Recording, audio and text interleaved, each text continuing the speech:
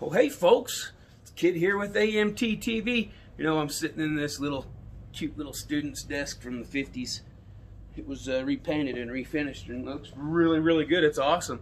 You know, it doesn't fit me physically, but this little desk fits me mentally perfectly fine. So hey, I'm just coming at you guys today with a little snit of information. I know you guys, some of you love the little tidbits I have in my brain. I've researched so many items. If you've been into Another Man's Treasures, you know the wide array of items we have in here. So I research just about everything we have in here just to make sure I price it where it needs to be priced. But while you're finding the price, I also need to educate myself on what it is, what it was used for, the period times. So there's so much knowledge in this brain, I think I've forgotten more than I've learned in the past whatever, because holy cow, man, there's a lot of stuff.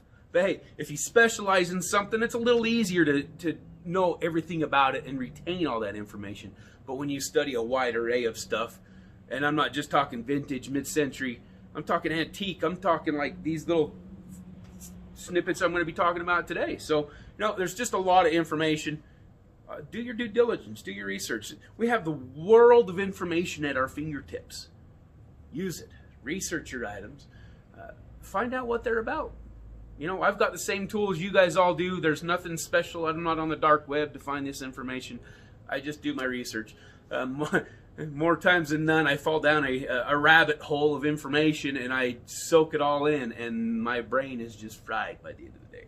But I find what I'm looking for. So good luck with your research. Good luck with your whatever you're doing to try to find out what your items are, what they're used for, and the value of them. That's another thing you need to think about is a lot of people will come in and say, oh, they're selling this on eBay for this much.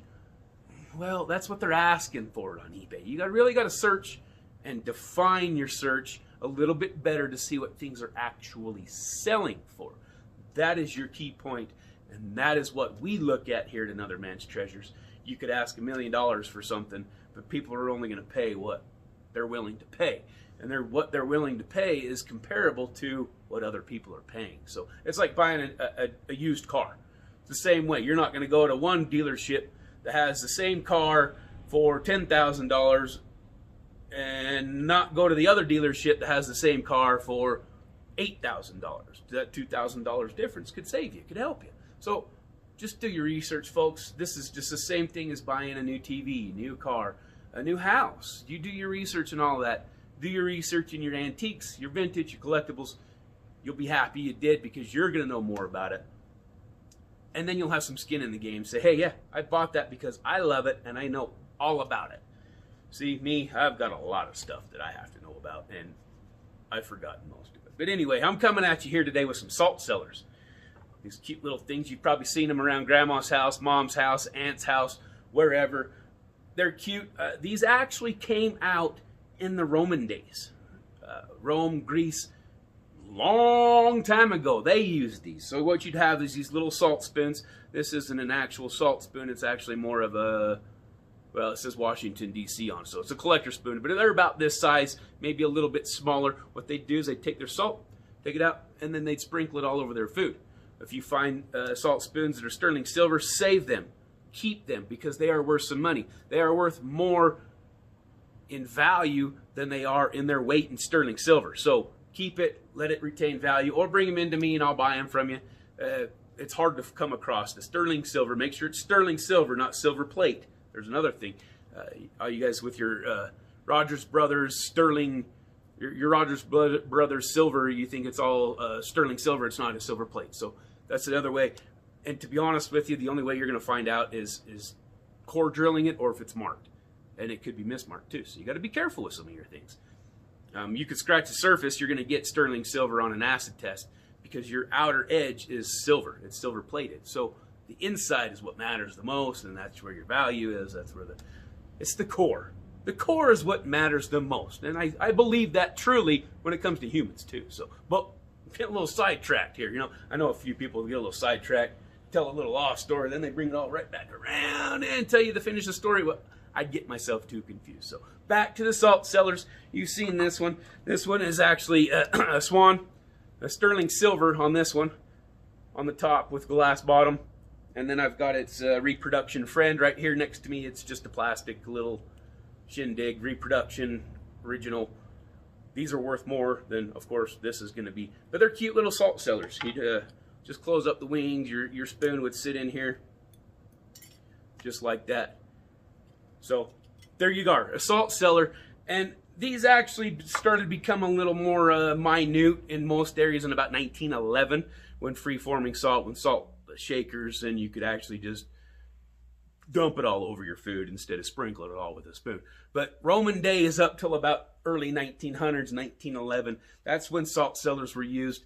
They're cute, they're collectible, they're easy to put on your shelf, your mantle, your china cabinet. One other thing I don't want you to get it confused with is something a little bit bigger, and you can see the size difference here. Salt cellar. This is a toothpick holder, and this one is actually Vaseline glass.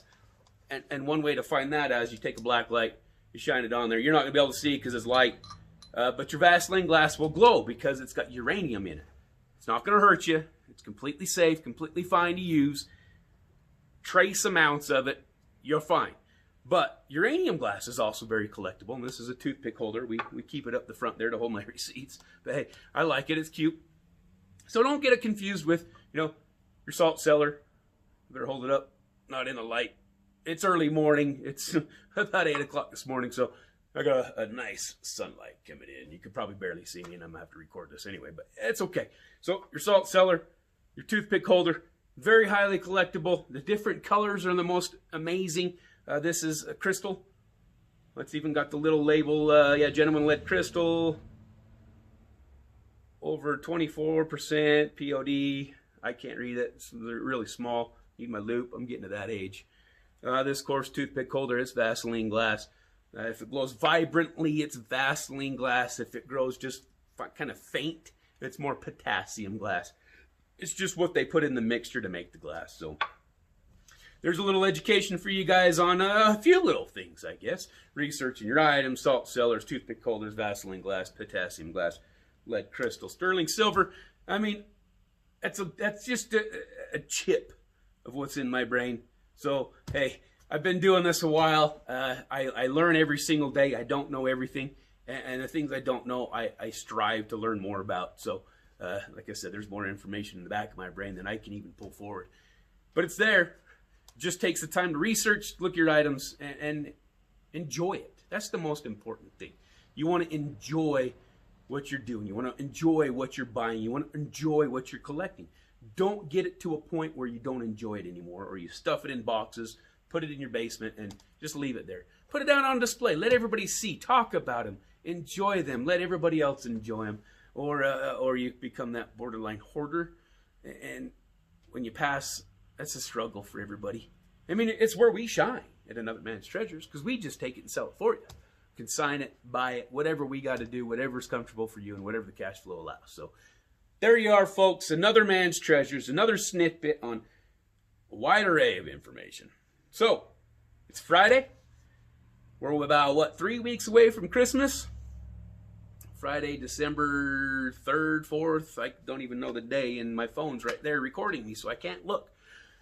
But you need to get out and get your Christmas shopping done. This is the perfect place to do that. You can find something for anybody. And if you can't, that's okay too. I can help you find something. We can do this.